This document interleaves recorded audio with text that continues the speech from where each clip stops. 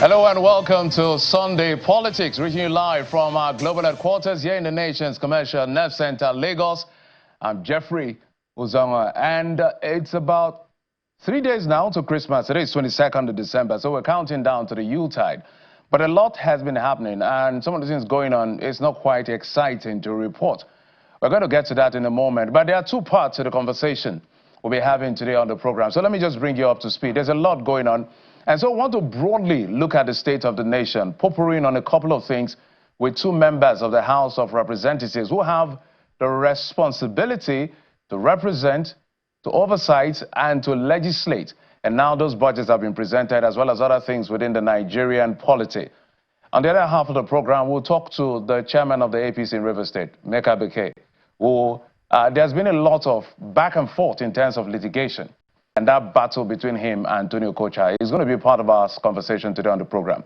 But let's begin with what happened earlier today. The police authority, led by IGP Kayode Egbetokun, had spoken, is responding to a release by Amnesty International that in November they called it Bloody August. And they talked about the End Bad Governance protest that occurred in August this particular year. And it was a nationwide protest that happened in different parts of the country. There were casualties. Amnesty International reported that 24 persons were killed, and police was partly responsible for the death of those people that were killed, including 2 minors. Well, the police said they had to investigate themselves to really underscore exactly what Amnesty International is talking about. And then they have said they have given their own position, and I'd like you to listen to what Muyiwa Adejobi, the first PRO, had to say in response to Amnesty International. Accurate reporting of facts is key to the integrity and character of every international organization, and Amnesty International should not be an exception. The Nigerian Police Force will in due time be writing the Amnesty International to demand for a retraction of this report from the public space and with a public apology. The Nigerian Police Force remains resolute in protecting the rights of all citizens while ensuring the security and stability of the nation.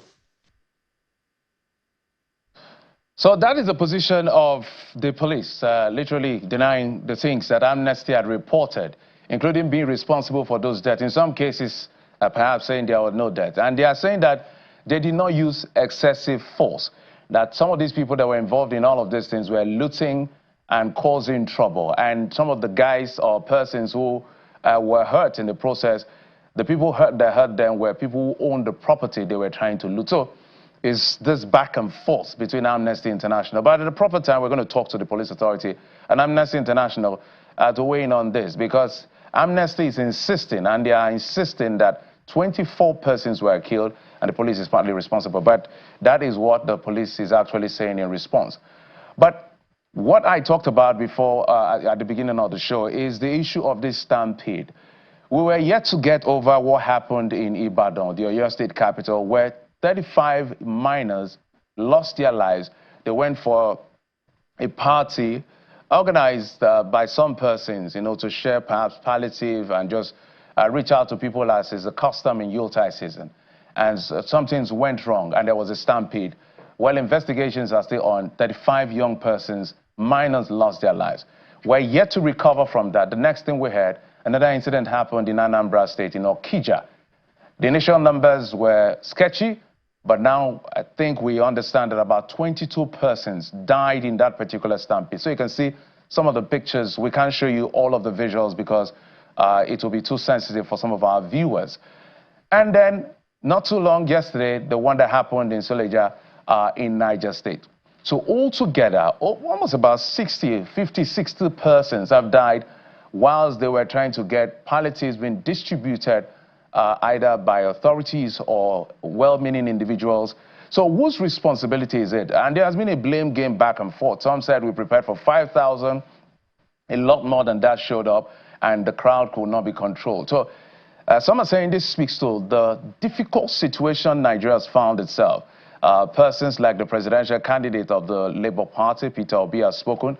Mr. Femi Falana has also spoken about it, chronicling how these things have evolved, and there has been condemnations here and there. And the police has also come out to say, going forward, anybody who wants to do anything in terms of sharing palliatives has to carry the authorities along. So it's a very sad period in our nation right now. The president himself, who is in Lagos, Nigeria right now, has also cancelled some of the social events he was supposed to be part of, just to mourn the loss of these ones who were just going to seek help, and now they are 6 feet beneath the ground. We're joined on the program by two gentlemen.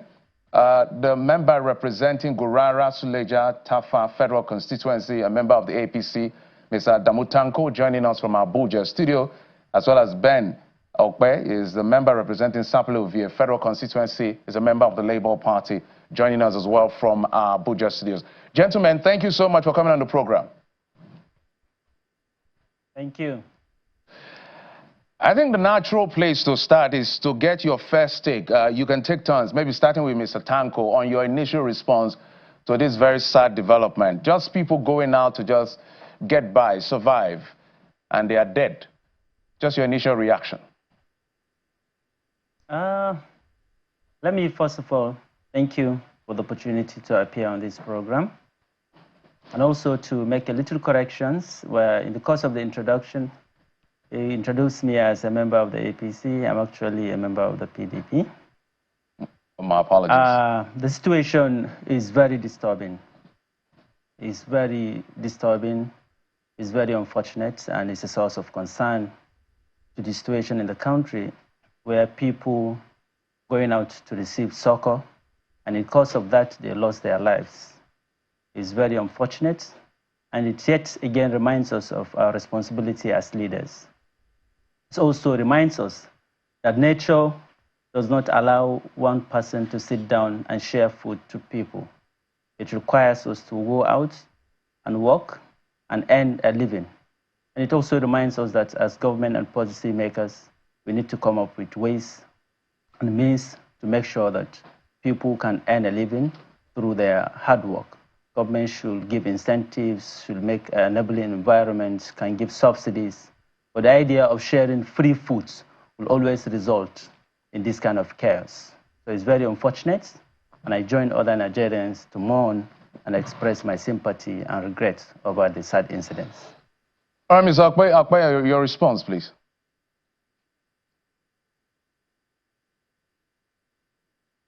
If you can hear me, Mr. Ben, just go ahead with your response to this development. Can you hear me, Mr. Ben? Oh, dear. Okay. Yes, Mr. Ben, can you hear me? I wanted you to give your initial response to the development. Okay, apparently maybe you have a bit of an issue. As soon as we get it sorted, we'll get his take. But let me come back to Mr. Tanko, who I'm sure can hear me because of his first response. Some have said that, and I need your take on this, that we're where we are because of the draconian policy, difficult policy, if you will, which the president has said is necessary but difficult, of the APC-led government. And they have said that some people are seeing this as a result of the limited options available on the table is pushing people on the brink of survival. Is that how you characterize what is playing out here? Or this is just a clear case of poor organization? As I have said, this has to do with the situation of the country. Every one of us is the witness to the inflation, that is high rises of food items, high rise in levels, living standard, and all that, of course, is occasioned by the contemporary times and the power at play. So, but definitely, it also reminds us of the responsibility of leadership and government, that subsidies or palliatives can never be a solution. Palliatives can never and will never be. We have to come up with ways and means to make sure that incentives are given, subsidies all over the world. I mean, there are subsidies for food stalls and all of that. We can allow the rich people can continue to buy houses. The prices of cement can go as much as possible.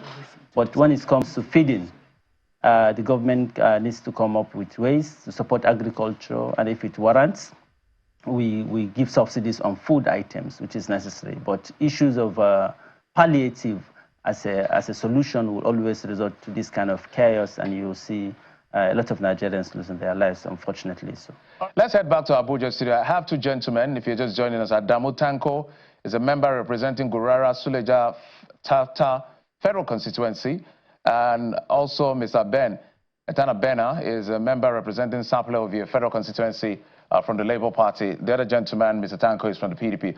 Mr. Etana Bena, let me come to you. We haven't gotten your take on this development before we go to other issues. We're reacting to this series of deaths, avoidable deaths, we must add, due to stampede when people went to get palliatives just to get by the Yuletide. Maybe you'll get your quick take and then we'll move on. Thank you very much for having me, in this program. It's pretty unfortunate, and my heart bleeds, terribly for the loss of innocent and hungry, Nigerians. It's not something that we should be experiencing, at this time. But it tells you the level of hunger, in this country, and that where there is few food, every hungry person will certainly, go there and find what they could eat for themselves, and take back home. It is pretty sad, that we're having this kind of experience, in Nigeria today. It's unprecedented. The hunger is unprecedented. That is just an example. There are many occasions where we don't have stampede. That does not mean that the possibility of such happening is not there. These are just few, examples. So government must do so much, to see how much to reduce the level of hunger, in the country. It was not like that before. It was not like that. Things were fine. At least we're managing better. But in the recent time, the level of hunger, is unprecedented, and people are looking for food everywhere.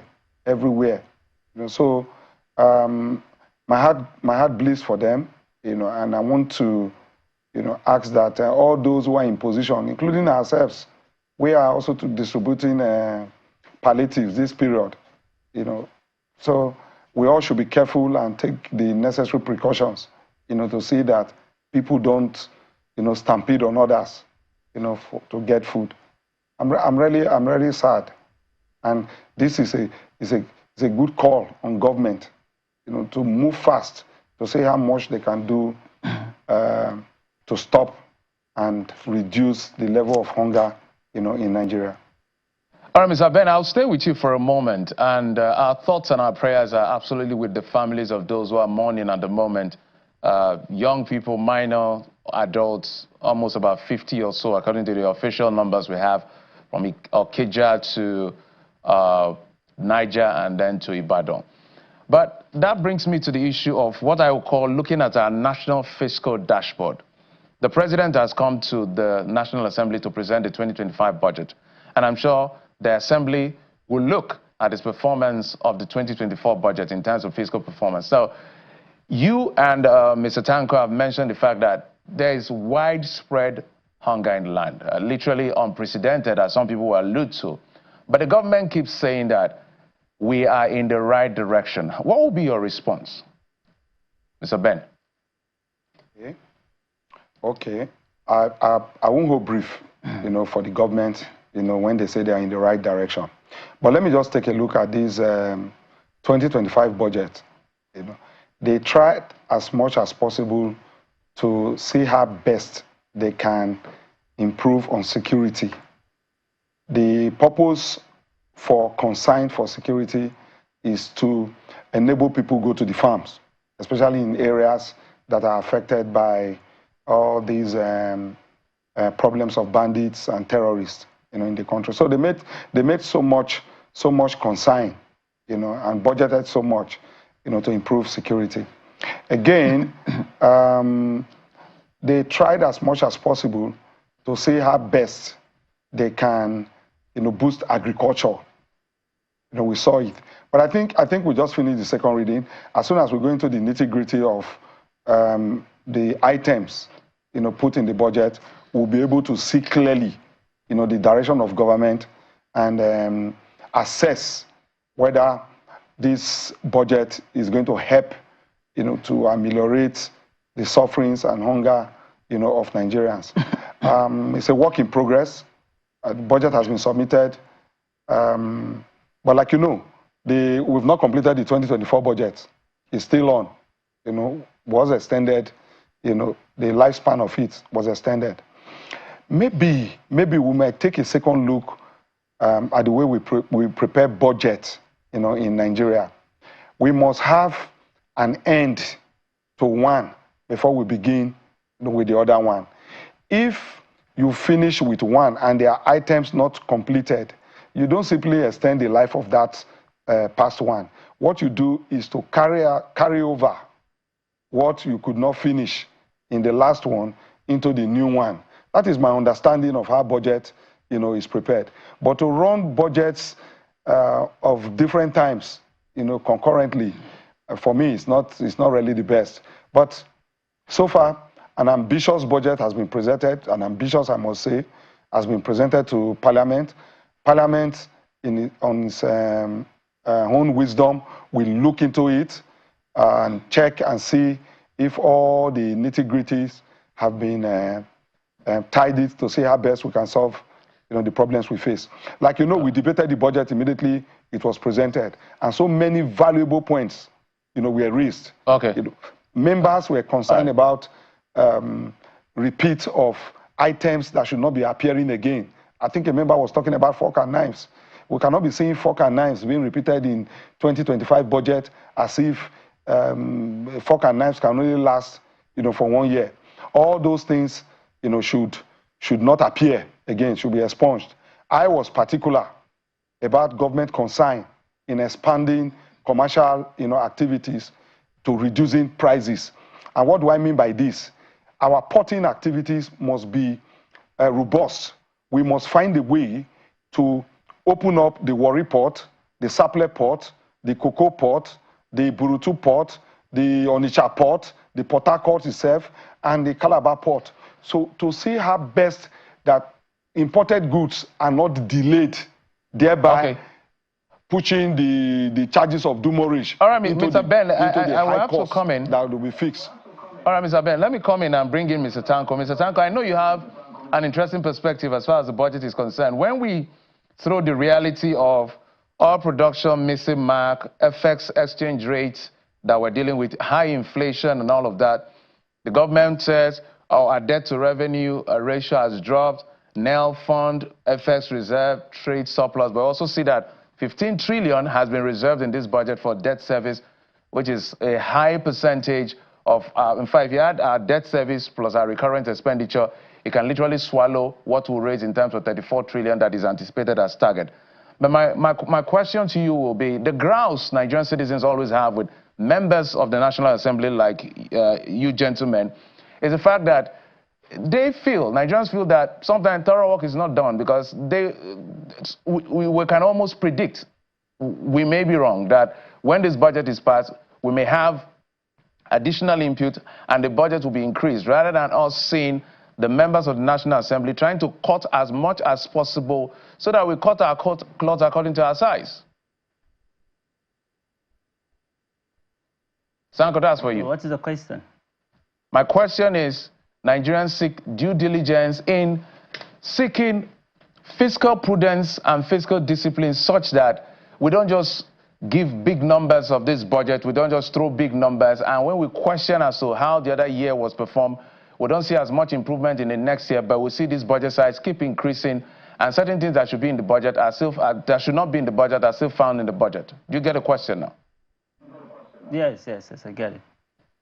So what I can assure you is that the House have received the budget, the National Assembly as a whole, and we have done already the second reading of the budget, and the House is closed and is on recess.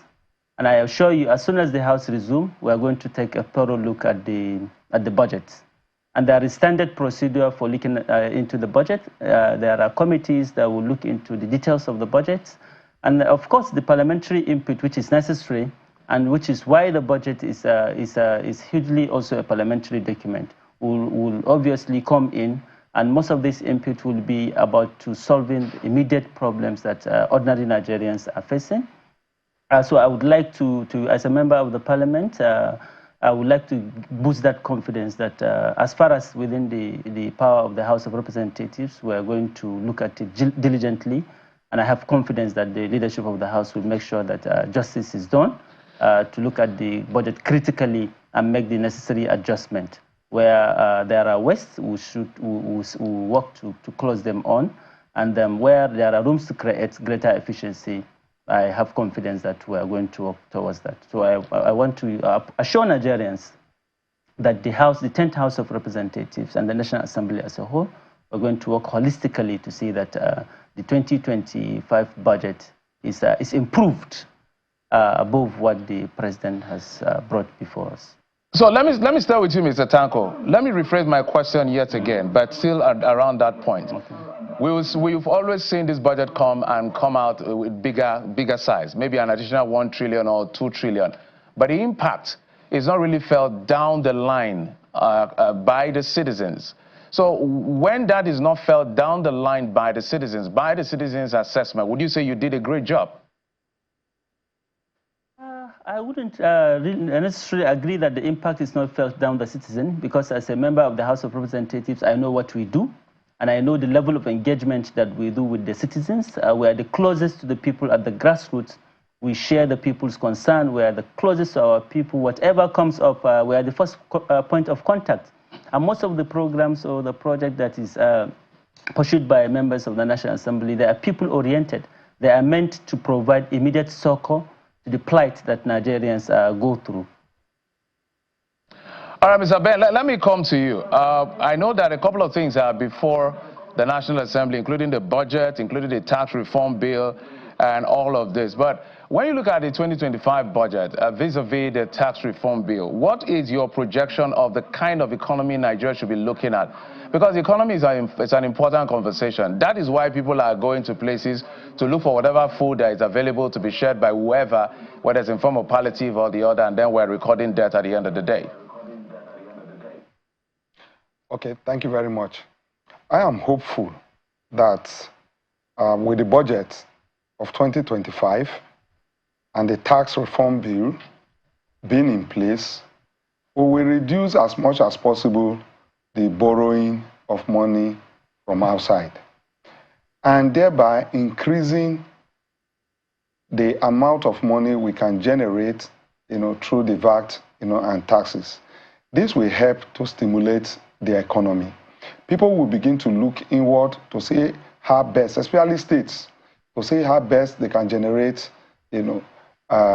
projects and areas where they can make improvement, to generate more money, for themselves.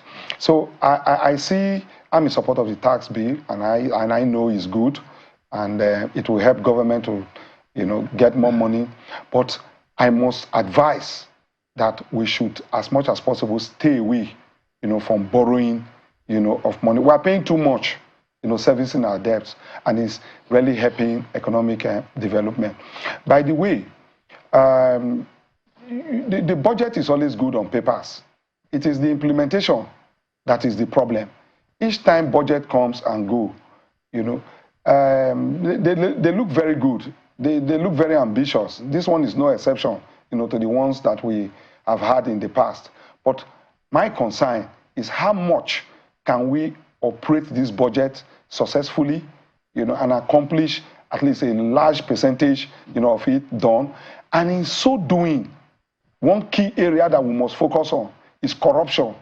We must reduce corruption to the barest minimum, because a budget of 49 trillion, if you really estray it very well, do the proper oversight, the proper cut down, on very unnecessary expenses, I think we will not be talking about 49 trillion. It will be lower, than that. So corruption and all these things put together, if properly implemented, we will be talking about a situation where Nigerians will feel the impact, and there will be less hunger, and all this scrambling of food, from various palliative points, will be a thing of the past.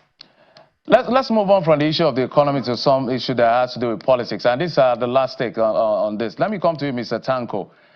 One of the concerns Nigerians are having is effective opposition. The other parties, I know there's problem in every political party, including the ruling party. But when it comes to the Labour Party and maybe the PDP, it looks like it's like it festers every other day, every other week, with postponement of NEC, with disagreement among interest groups and all of that. So would you say that the opposition in Nigeria is really helping the citizens to be able to stand up to the policies of this government that Nigerians feel that is not in their best interest?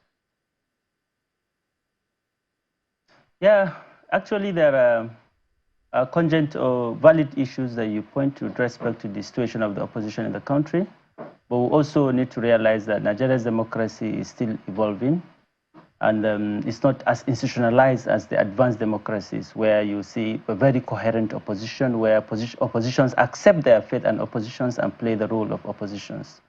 The democratic process is still evolving, and of course there are, as you have rightly pointed, there are issues with the organization of the opposition, perhaps because the largest opposition party has the record of being in power. It has become used to the operations, to functioning as a ruling party, and then I think it is yet to adapt to settle strategically to function very efficiently as an opposition party. You can see with all the crises, all the incoherence that is ongoing, this is valid. So I cannot stand here confidently to say that the opposition is organizing Nigerians or mobilizing Nigerians to act. All right, let me take the same question to Mr. Ben, Etana Bena, because of time. The position of the opposition, quite weak. Labour Party seems to be the worst off when it comes to how disarrayed or distorted the political parties are, comparing Labour Party with maybe what we can call the second, the biggest opposition, which is the PDP, number of governors and members of the House. What exactly is going on with your party, and why is the party inability to be able to put itself together to be able to give Nigerians that opposition that will require to run a proper democracy? You see, Labour Party is trying its best. Nigerians do not follow everything that happens, in Congress every day. We are trying their best to keep up, opposition, in government. The only thing is that in Nigeria, any ruling party has only one desire, is to run aground, opposition party. You see, majority, they say, wins the day. Why minority and opposition can shout, but there's a limit, to it. We are trying our best. The Labour Party seems not to have a problem. The Labour Party is united, together with its leader, Peter Obi, and the national chairman, Julius Abure. There's no much problem. If the area is about this defection, some few days ago by some members, it has to do with the confidence of our electoral process. The elections they have done in the recent time does not suggest, that we are making improvement in the electoral process. So many of them are scared that come the next election, it will be the way the ruling party is organizing this election. So why not just go to the ruling party, and feel secured? That is where the problem is. It's not about that there is opposition or there's a problem, with the Labour Party. That is why they are moving from one place, to where they are going to. No. The ruling party also believe that the only way they can secure government in 2027 is as much as possible cause a lot of disaffection in the opposition party, then use that as a means to lure many of the members, into the ruling party and weaken, the opposition. That is the tactics, that is going on. But it will not work. For the Labour Party, I can assure you, we are united behind Mr. Peter Obi as the leader and Julius Abure as the chairman, of the party. In a short while, I think Nigerians will begin to understand, how much, we have been trying. There are no issues in the National Assembly. We're totally out of time, Mr. Ben. My apologies. That we have not talked about. We have talked about all these things on the floor of the House. From subsidy to palliative to corruption, we have all said all these things. But like I said, the voices of the majority is far more than that of the opposition. That is why you're not seeing much of it. All right, Mr. Ben Etana Bena is a member representing Sapele of a federal constituency in the House of Reps, as well as Mr. Adamu Tanko Gurara Suleja Tafa federal constituency, where I represent in Niger State. Thank you so much, gentlemen, for coming on the program. I wish you the very best. Thank you. Thank you. All right, we'll take a quick break now. When we come back, we'll head to Rivers State. The APC in crisis. Leadership tussle between Emeka Beke and Tony Okocha. A court has ruled and this nullified the election and the Congress that produced Tony Okocha as the substantive chairman. And that is what we'll be talking about. I'll be joined by Mr. Emeka Beke right here after the program. Right here after the break. Join us again.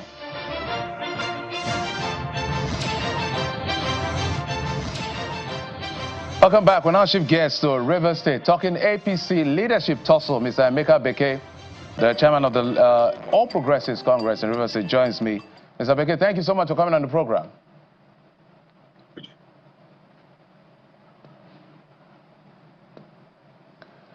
Mr. Beke, can you hear me? Thank you very much. Okay.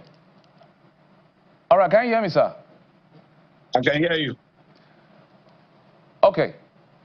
So let's get straight to the conversation. The other day we saw what played out in Rivers State.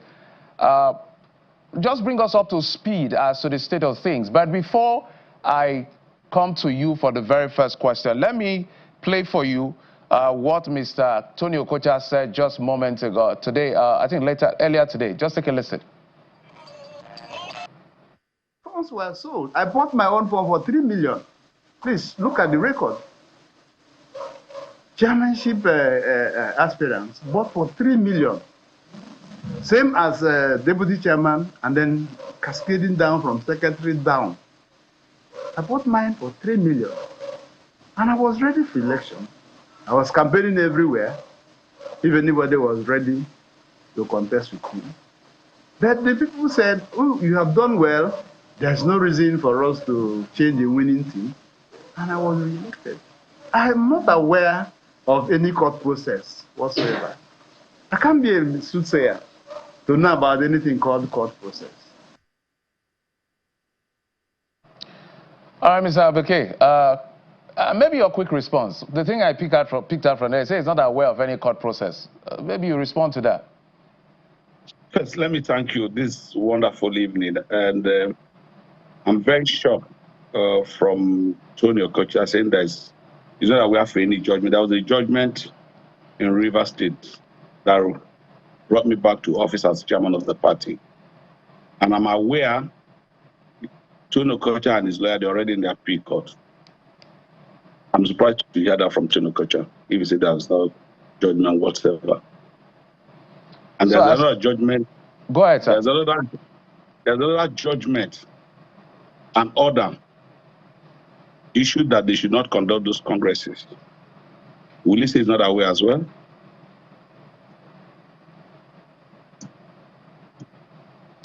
Well, I think he's in the best position to respond to the question. Mine is to ask you questions. It's an intra-party issue. So, as it stands now, one will wonder, in your view, where is this back and forth between the tussle of leadership between you and Mr. Okocha? What exactly is the bone of contention here?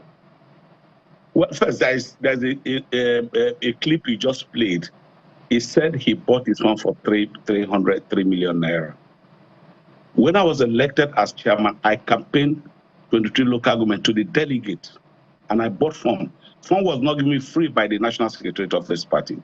I bought my phone, and I campaigned, and delegate elected me to be the chairman of the party, and my entire ESCO, and which I have a tenure to serve as chairman of the party. If I want to go about it, my original tenure is supposed to be next year, October. But some people were sat somewhere in Abuja said that I've been sacked. I don't know the commitment that I did. And I waited patiently. I approached the court, and the court gave a judgment. Not an order, a full judgment that brought me back as chairman of the party. I'm aware that Tony Okocha and his people has appealed this matter. The matter is still in appeal court. There is no order given by the appeal court for Tony to act as chairman. And there are other members of the party who bought form as well that want to partake in this last congress that happened in Rivers State. They denied them the form. I don't know where Emeka has committed crime. And I'm only asking the party, there's a process. If a chairman of a party has erred in one way or the other, there's a process for you to sack that person. Those process was not given to me. There were no fair hearing. There were no appeal. They just said to sack. And I said, no. I contest election. I need to complete my tenure as chairman of the party. And that's where I am. So what exactly were the allegations? Because I know that Mr. Efrebo had moved the first time that you had to go to court to get reinstated. What were the issues he raised as constituting anti-party activities? Because that will help me to piggyback on a few things I want to find out from you. Okay, first, if you say I did anti-party activity, don't I have the right to face a panel? And first, I want to make it clear. The clip of this election, the election that brought our President Ahmed Bola Tinubu, I made it clear on a Rice interview in my unit of election that I'm a party man. I can't work against my party. I never worked against my party. And I don't know where this information is coming from. I'm a founding secretary of this party in Rivers State for 2 tenures before I became the chairman of this party. I wonder where those allegations is coming from. Somebody somewhere is sitting there to cook all this, but it's not going to work. So, as now that you have gotten this judgment, because I know that there was an order restraining them or stopping them from conducting the congresses, but anyway, the congress went on. Emeka became, Mr. Tony Okocha was elected chairman of the party, and then the judgment has now come, the substantive issues has not been heard, and then all of those congresses have been nullified, and now they are in appeal. Have you been able to, are you in touch with the National Working Committee? Well, I'm in touch with some of my people in National Working Committee. I won't tell you I'm not in touch with people in National Working Committee of the party. Like I said earlier, my first interview, the day I knew that I'm going to have this issue, the day the national chairman called me, that he wanted me to talk to the minister of FCT. And I told him clearly he's not a member of my political party. I don't need to talk to him. That was the first I knew I had crisis. I knew somebody somewhere is playing the drum for them. So are you saying that the FCT minister is partly responsible for your ordeal? Yes. I've said it time with that number. I'm not scared of saying that. He's a man playing the game. If you watch the congress that happened in Rivers State, 80% of the people that is in the ESCO of the party, invaders for that, are members of PDP. Yeah. So, because it appears that the NWC of the party, rightly or wrongly, seem to be more comfortable with working with Mr. Tony Okocha than working with you. Now that but just let me learn. Now that this has now happened and that position still maybe still be maintained, how do you want to navigate the leadership when you don't have a leadership from the center? And are you even in charge of the structure of the party in the state? Well, first, if you watch what happened to the kangaroo congresses they did across the state, you know they don't have fullers in the party, the Rivers State. I must tell you the simple truth. If I'm calling for Congress tomorrow in Rivers State, you see what will happen in the state. You know where they borrow people from different political parties, people from the PDP, people from the APC. Talking about this, I am the chairman of the party in the state. There is national there. There is state. All process of election come from the world. There is nowhere called national. I am control of the party in the state. We partake in the last election that happened, local government election that happened in Rivers State. And if there's election tomorrow, we're going to partake in the election under my leadership. I believe the court, the law, the highest law in this country is a court. And we must obey by court. And that's where we stand. So, for those of them in your party who are saying that you have a relationship with the governor, and so you are more like you're working with the governor. I'm just trying to be careful with my words here. You're working with the governor, so you can't give him a formidable opposition. What would you say? Well, first, I'm not a member of PDP. The governor is a member of PDP. I'm an APC member. And I'm surprised to hear that from anybody that will say that I'm working with the governor. Probably if I'm working with Tony Kocha is working with the FCT minister, that's what he means. But I can tell you clearly, I'm not working with anybody. The governor is the governor of Rivers State. The governor of Rivers State is father to everybody in Rivers State. We must understand that as long as you live in this state or you're a Rivers person, the governor is the father of everybody in this state. I don't know where they're getting those things from, but I know that the governor is still the governor of the state. Let me also find out from you, is this really about you, this battle between you and Tony Okocha? Is this really about Tony Okocha versus Emeka Beke? Or these are proxy battle between the minister of the FCT and the former minister and former governor of Rivers State?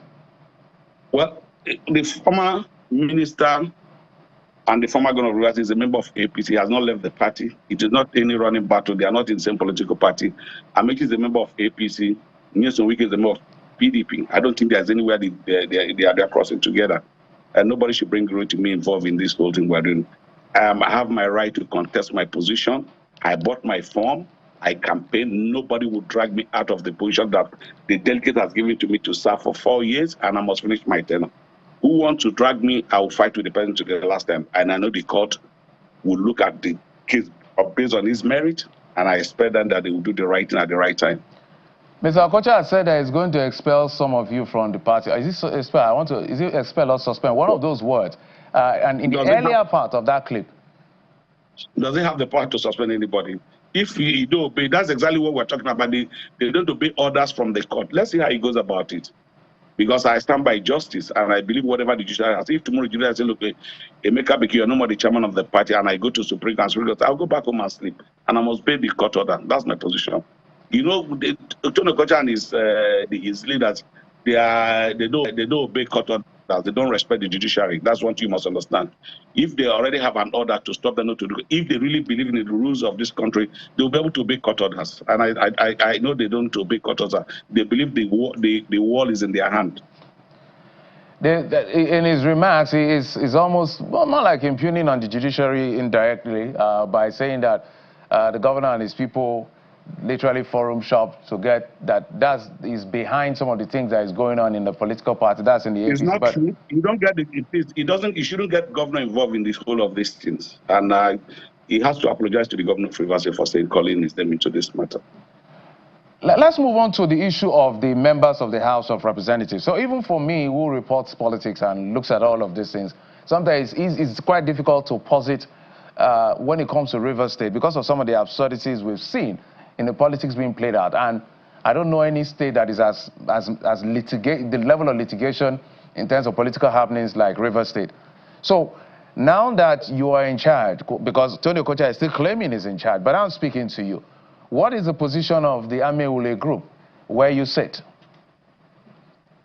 Well, you see, sometimes people run faster than their shadow. And they were just running faster than at the end of the day, they've shot themselves on their leg. I just feel for them.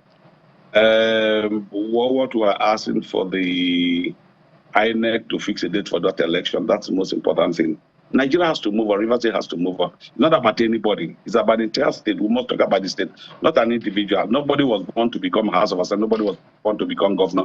If you're governor, after 8 years, you're not going to be governor. If you're assembly, after depends on how many tenure your people want you to serve.